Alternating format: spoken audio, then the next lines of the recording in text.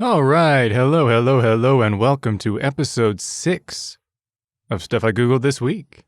The show by the ignorant for the ignorant in an attempt to make us all a bit less ignorant. I'm getting better at saying that word. Look at me go. Wow, week 6. How time flies. It's not often I stick to something like this much, but honestly, I kind of enjoy it. It is becoming a bit more of a chore to find things to talk about, but you know what? I learn a bit. Full disclosure, this week isn't the most highly educational. A lot of talk about the show Friends, which is super important to me, but maybe less so to other people, but that's okay. Anyway, I won't waste too much time with this intro. I just want to make sure y'all know that I want to hear from you in the comments. I know there aren't many people watching or listening right now, but for those who are, hit me up. Let me know if you notice a mistake in my info. If you notice a mistake I made in the game, maybe you play whatever game I'm playing on that particular day and you think I screwed up in some place. Let me know. Let me know if you have any suggestions for future videos, because that's great, because it's sometimes hard to find things to talk about. Which sounds ridiculous because there's so much to talk about in the world, but I just get a block sometimes when I haven't actually Googled a lot of things that week. Or, if you want to just argue about something I said, did I get too harsh on religion and you think I went too far? Just, tell me that. I might argue back. It's all in good fun. Just don't call me names because I'm sensitive. Anyway, with that out of the way, let's hop into the first topic of the day. And this topic is the ages of the Friends characters. So, I'm a big old fan of Friends, and as I get older, I get more freaked out that I'm actually older than them for some of the seasons. Like, I'm 28 right now, and they're all known to be 20-somethings in the beginning, so it's kind of bizarre. So, I'll go through their character age and the age of the actor. I mean, as it turns out, their ages are generally pretty close to the character age, but I'll give you both anyway. Also, I'll do it in order of personal preference because screw you. It also gives me more to talk about. One thing to note is that I'm just looking for general ages. As you'll see, the show doesn't take ages too seriously, so they don't really have specific set ages. I was just curious how old they actually were to compare to my own age. Turns out I'm older than all the characters were in season 1. Yeesh. That's the depends. Anyway, let's go. Number 1, Ross, played by David Schwimmer. That's right, screw you people, Ross is the best. People call him whiny or whatever, and you know what? Sure, he's whiny, but they were on a break. Dang it. Honestly, I see a lot of myself in Ross, especially with the whininess, which is part of why I'm so drawn to him. He's a smart fellow who's constantly made fun of just because he's a bit weird. And I can't relate to this at all. Just kidding, I'm a total dork. Plus, he's a handsome devil, which I actually can't relate to. The thing I love about Ross is that David Schwimmer just turns a lot of lines that would be so-so into amazing lines. Like, he has some phenomenal bits that he made amazing just on his own. Like, the line was okay, and then he did something that just, so good. People like Chandler for having great lines, but Schwimmer just makes good lines amazing. I forgot what I'm here for. Right, the ages. Schwimmer was 27 himself, and his character Ross was 26, and turned 27 in season 1, so that matches pretty good. Pretty well, for the grammar sticklers. Number 2, Chandler, played by Matthew Perry. Yeah, I know everyone loves Chandler, and I'd love to be the contrarian and say I don't, but come on, the dude's hilarious. Plus, a lot of his hilarity actually comes from Matthew Perry himself, who apparently ad-libbed a bunch of lines because he's super funny. One was apparently when he said I don't think they're dating as much as they are 2 bottles of vodka walking around together, which is hilarious. Oh man, this makes me want to do so many Friends videos. Tune in next week, I'll do a whole list of ad-libbed lines. I actually will, too. Tune in. In terms of age, Perry was only 25 when the show debuted, while Chandler was 26. Number 3, Monica, played by Courtney Cox, sometimes Cox Arquette. A lot of people might be surprised Monica's so high. She's admittedly quite annoying and OCD and competitive, and she has a huge chip on her shoulder because Ross was a favorite. But I like competitiveness. She's gorgeous, and the girl can cook. Like, I'm a decent cook, but I don't love doing it, so I'd love to just eat all her food. But not in bed, because crummies. In terms of age, things got a bit weird here. In season 1, she started at 24, then she was 25, then she was 26, and that season took place over less than a year, so it can't be explained with birthdays. In real life, though, Courtney Cox was actually 30 at the time, so she was quite a bit older than her character. But I don't know about you, but I never would have guessed. So really what we're learning here is that ages aren't really set in stone, but screw it, we're doing it. It's interesting to me. Number 4, Rachel Green, played by Jennifer Aniston. Okay, cards on the table. As a character, I don't really like Rachel. She's a bit annoying and irrational, and we wouldn't get along very well. But she is so pretty. She was my first crush, and she remains a friggin' dime. I love her. Oh, and those nips. But they were on a break. That was on her. Anyway, yeah, Aniston was 25 when it debuted, and Rachel was 24 or 25 when it started, so pretty similar. And also, several years younger than me.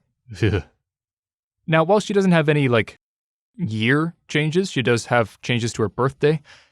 Early on, she tells Gunther her birthday's May 5th, but then her 30th is celebrated in February, and she tells a cop she was an Aquarius, which is January 21st to February 19th. Now, some people think that they switched it to match Aniston's birthday, which is February 11th, but they also just might have forgotten and done something else. They kind of like to do that, apparently. Number 5, Joey Tribbiani. I don't think I did last names for some of them, but screw it, you know them. Monica Geller, Ross Geller, Chandler Bing, if you want to be a stickler about it. Anyway, yeah, Joey. I'm not a big Joey fan. He's fine. He's a bit inconsistent, and the dumbness gets on my nerves a bit. He has funny bits, but they're generally pretty broad and not super up my alley. In terms of age, Joey was supposed to be 25 or 26, which is around the same age as Matt LeBlanc was, who was 26. But, like Monica, Joey had some weird age stuff going on. So in season 1, he's 25, but then 1 year later, he's 28. Later, we learn he was 13 in Spring Break 1981, which would have made him 26 in season 1, so he was younger again. I'm a big fan of Friends, and even I don't find this age debate very interesting, so I'll just move on. Number 6, Phoebe Buffay, played by Lisa Kudrow. There's a lot about Phoebe I like. She's honest, she's been through a lot, she's super positive, and despite what my roommate Harry would say, she's damn beautiful. But she also believes in a bunch of baloney that I just can't get behind. That episode when she thinks her mom is a cat, I would be exactly Ross. I wish I wasn't that way. I know it's annoying for people, but I am, and I just can't stand belief in nonsense like that.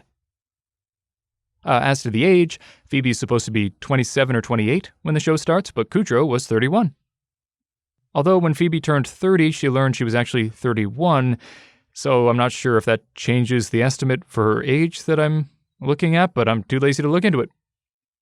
Plus, nothing's set in stone anyway. As a side note, she has aged wonderfully. Not to, focus so much on the looks of the women. The others are handsome too. But, while Phoebe was probably my number 3 choice growing up, now she's a looker. She's a looker. That's what she is. Anyway, that ends our discussion on the age of the Friends. Ugh, that was kind of depressing for me.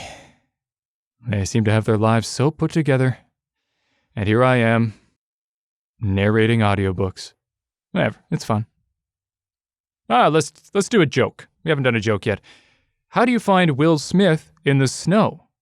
You look for the Fresh Prince. Ah. All right, one more. I took the shell off my racing snail thinking it would make him faster. Instead, it just made him more sluggish. Ha. Oh, funny. All right, next we have something that's a little more possibly educational. It's one of those things that you'll probably forget most of, but maybe a few things will just stick around in there and you'll be able to pull them right out of your butt and impress somebody one day. The topic is currencies in Europe.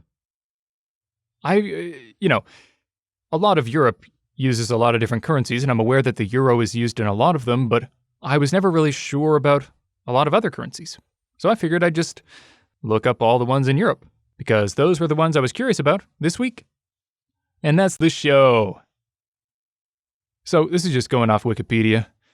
There are 25 currencies used in the 50 countries in Europe. As a side note, is anyone else surprised there are so many? Or am I just ignorant? Because I had no idea. 50 countries? I get that I must be ignorant for thinking that's surprising, but I swear, if you told me to estimate before I looked at this list, I would have said like 25 to 30. Anyway, I'm done showing off my stupidity. Let's start. So I'll start with the one that we all know, the euro.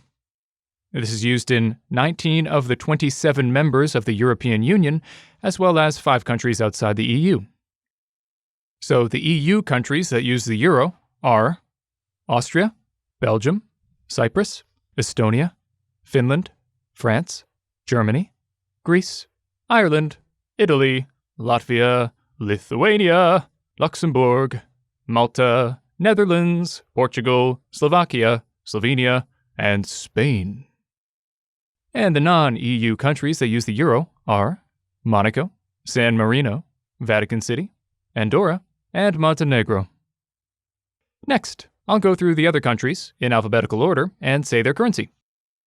You should note that most of them officially start with their country, like how you'd say the American dollar versus the Canadian dollar, but I'll just say the currency.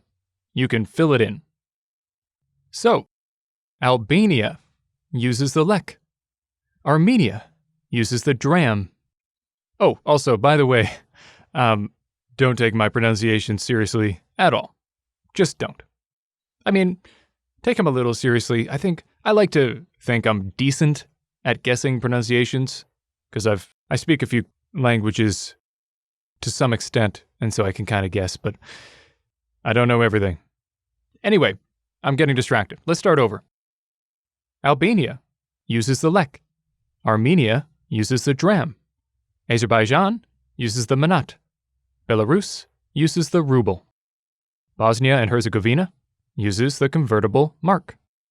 Bulgaria uses the lev.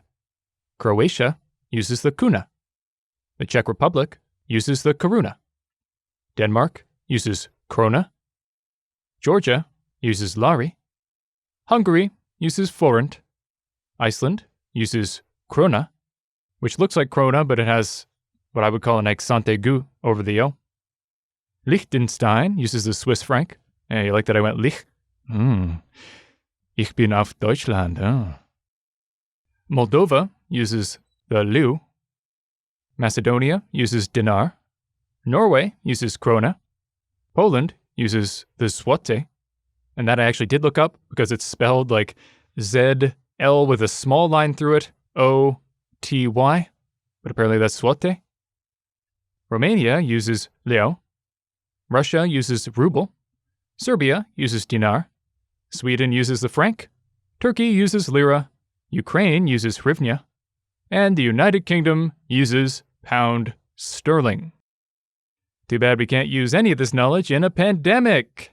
Except my brother, who's traveling because he can't come back to the country. A jerk. Ooh, you know what time it is? It's time for Did You Know? And you know what that means? It's time for the jingle. Hit it. Did you know? Did you know? Did you know? Did you know? Did you know that musty book scented candles exist? I thought I'd come up with $1 million idea, but someone already thought of it. And I honestly think I'm going to buy one just to see if they work, because that is one of my favorite smells of all time. Of all time. Did you know there were 320 episodes of Supernatural? Yeah, I've been rewatching it recently. I got into it in university because my roommates were into it, and then I got quite into it. It's a real guilty pleasure of mine, because I'm aware that it's not a high-quality show or anything, but it's really enjoyable for someone who enjoys, that kind of mythical stuff. That said, I don't know if my taste is just getting worse or what, but I legitimately think it's pretty good. Although, I'm only on season 4 in my rewatch, so it has yet to jump the shark. We'll see if it holds up later on. On that topic, there were 279 episodes of Big Bang Theory. This one, I will not watch, guilty or not. I'll watch it if it's on TV for a few minutes, but I really don't enjoy it. I just can't stand the laugh track. Laugh tracks in general are obviously pretty old, but it's so overbearing. Sheldon will say something inappropriate. Ha ha ha. And then Penny will go, Sheldon, that's inappropriate. Ha ha ha. And Sheldon will go, huh? Why is it inappropriate? Ha ha ha. Because, Sheldon, it's inappropriate because of this. Ha ha ha. Oh, Sheldon, how did you not know that was inappropriate? Ha ha ha. Like the same joke will get 5 laughs for no reason. And that accent wasn't racist. You jerks. You're allowed to do accents. It's how he talks in the show. Get off my back. Oh my god, I'm so distracted. Okay. Anyway, 279 episodes of Big Bang Theory, which really puts Supernatural into perspective, because Big Bang seems to have been around friggin' forever, and they still have 41 episodes fewer. And Supernatural episodes were 45 minutes long. It's crazy. It's so much material. It's, frankly, impressive that they didn't jump the shark further, just to come up with that much material. Finally, Kelsey Grammer earned $1.6 million an episode for his work on Frasier between 2002 and 2004, so the last 3 seasons of the show. This blew my mind. I'd always heard that the Friends cast got $1 million an episode, but this blows that out of the water. David Hyde Pierce, who played Niles, made just under half that with $750,000 an episode, which to me is sad because Niles was my favorite part. Then again, I'm not that sad because the dude was making $750,000 a damn episode. Also, Kelsey Grammer's $1.6 million works out to like over $2 million in 2020 dollars, so even more impressive. To kind of piggyback off of the did you know, I just have some Mark Twain quotes. Because that dude is really clever. Also, please note that I just Googled these, so there's a chance some of them are bogus. I know people like to attribute quotes to people who didn't say them, but I know Mark Twain has a ton of quotes, so I wouldn't be surprised if they were all true. First, the man who does not read has no advantage over the man who cannot read. Never put off until tomorrow what may be done day after tomorrow just as well. Reader, suppose you were an idiot, and suppose you were a member of Congress. But I repeat myself. I do not fear death. I had been dead for billions and billions of years before I was born, and had not suffered the slightest inconvenience from it. I really like that one, by the way. Hear it repeated a lot in atheist circles. And it's solid. When I was a boy of 14, my father was so ignorant I could hardly stand to have the old man around. But when I got to be 21, I was astonished at how much the old man had learned in 7 years. I really like that one. Oh, so true. It's incredible how unreasonable your parents seem as you're growing up, and then you look back and you think, yeah, most of that made sense. Oh, let's keep the good times rolling with another joke. One of my first jobs was circumcising elephants. The pay was lousy, but the tips were huge. Haha. All right, we got the final topic of the day. It's a topic near and dear to my heart, because I've had many an argument about it. Actually had a family friend block me on Facebook because she continued to put forth conspiracy after conspiracy, largely starting from anti-vaccine beliefs. And it was interesting seeing her falling into this pipeline where initially it was just vaccines as far as I could tell, but then she started listening to these same sources, and then she started getting into chemtrails and all that kind of thing. So eventually I just ended up posting Alex Jones clips to him saying the same thing that she was saying in whatever post it was that she put, and she ended up blocking me. Worth it. But, as I alluded to, this is vaccine myths. One point that won't be made in this, so I'll make it now. If you know anyone who's anti-vax, just ask them, which do you think is more likely? That the vast majority of people, vast majority of people who work with vaccines and study vaccines are all being paid off to lie. Or that the very few people, so-called scientists, who speak against vaccination are actually the ones being paid. They're noticing that a bunch of money can be made by saying these things that people want to hear, whether or not they're actually true, and they're saying those, this select few people. Which of those is more likely? The answer is that the few people are getting paid off, and not everyone else. In case you needed that help. They probably won't accept that, but it's still fun to say. Anyway, oh my gosh, I have gone on so many tangents today, I'm so sorry. I'll try to be better. But then again, honestly, when I listen to podcasts like this, that's my favorite part. I love hearing what they personally think. So that's why I do it myself.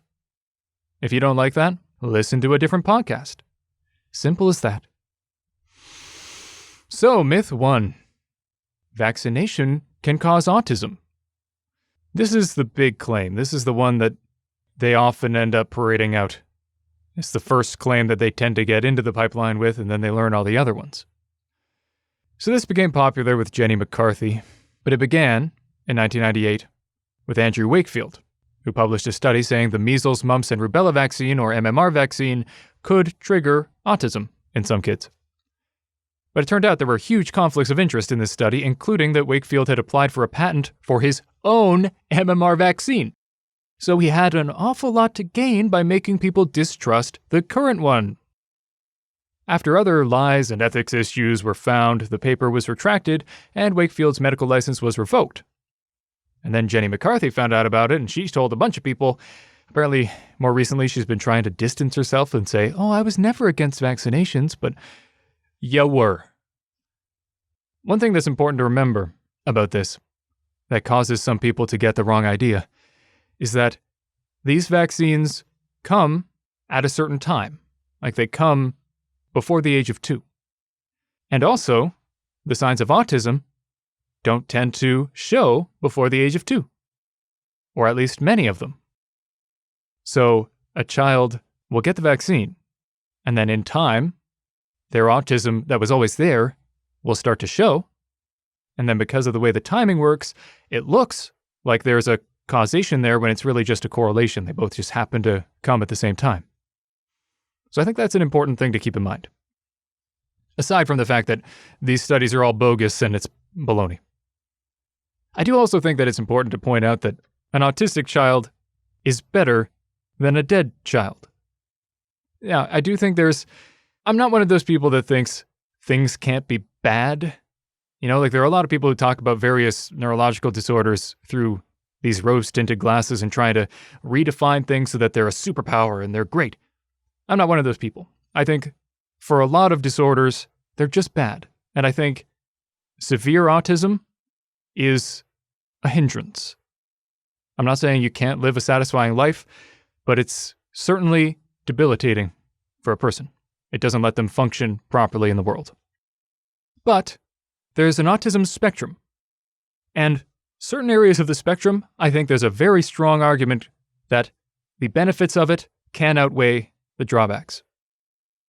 All that is to say, point 1, vaccination does not cause autism.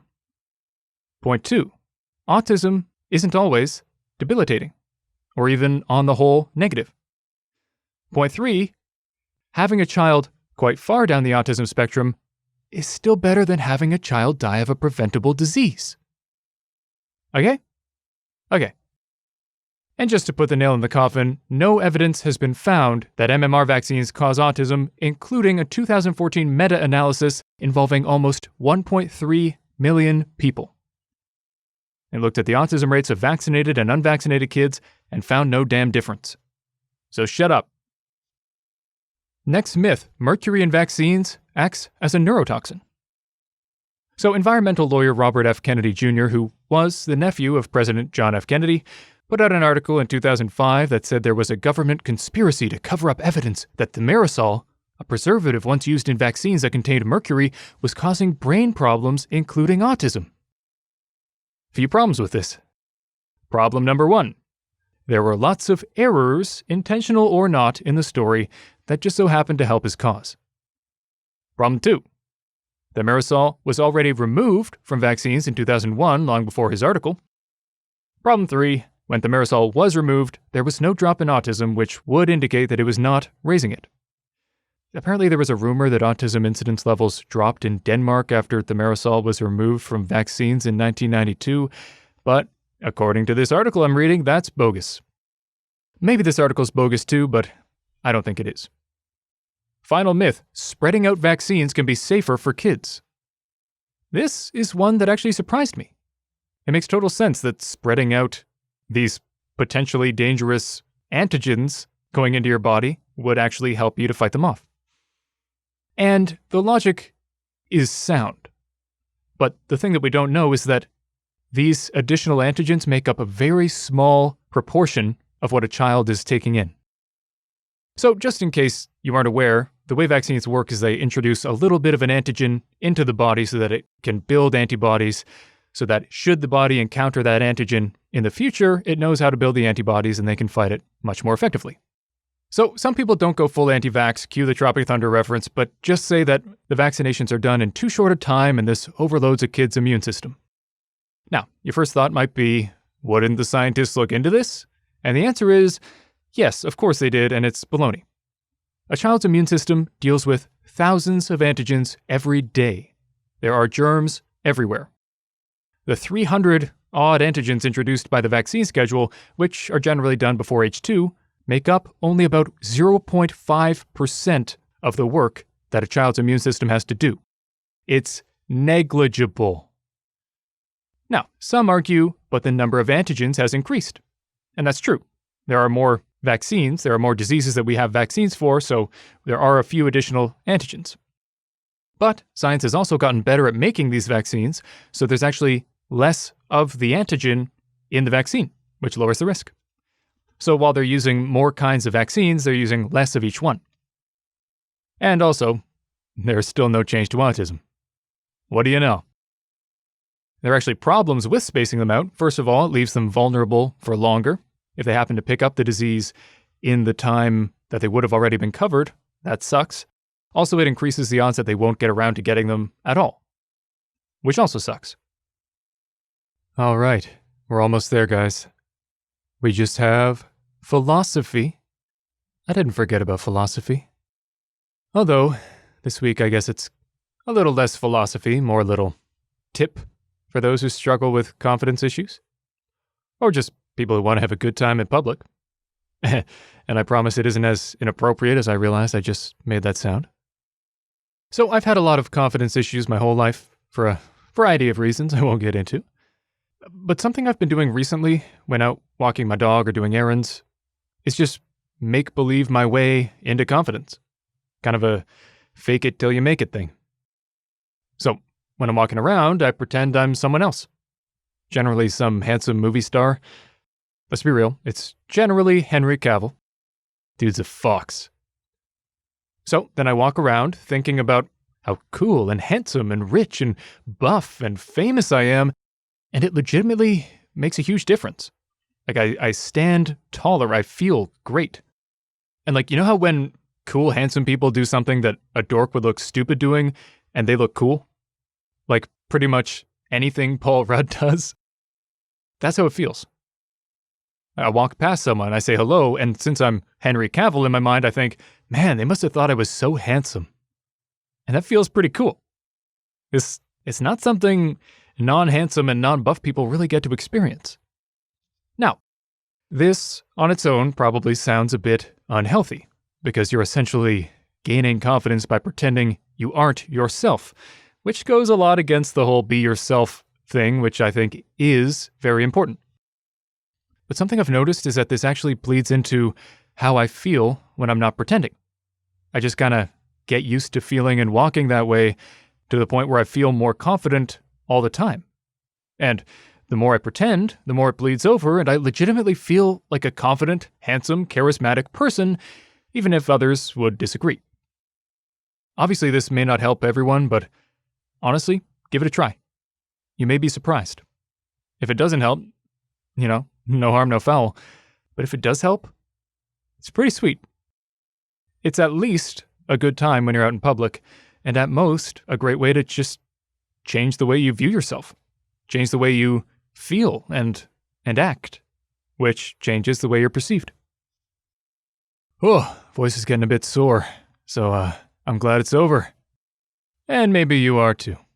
I hope this game is going well. Whatever it is, it's probably going to be League again. I don't know if you noticed, but my name in League is Brannon Sucks. Brannon is my brother, and he sucks. So in case you were curious, that's the story behind that.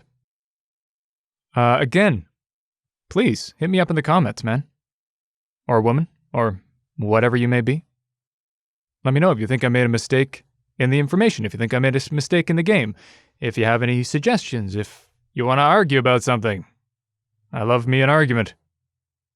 Anyway, yeah, if you can hear the hoarseness in my voice, that means it's time to end. But I do really appreciate you listening. If you're still around at this point, you're a friggin' trooper. Thank you very much. And I will see you guys next week. Later, Gators.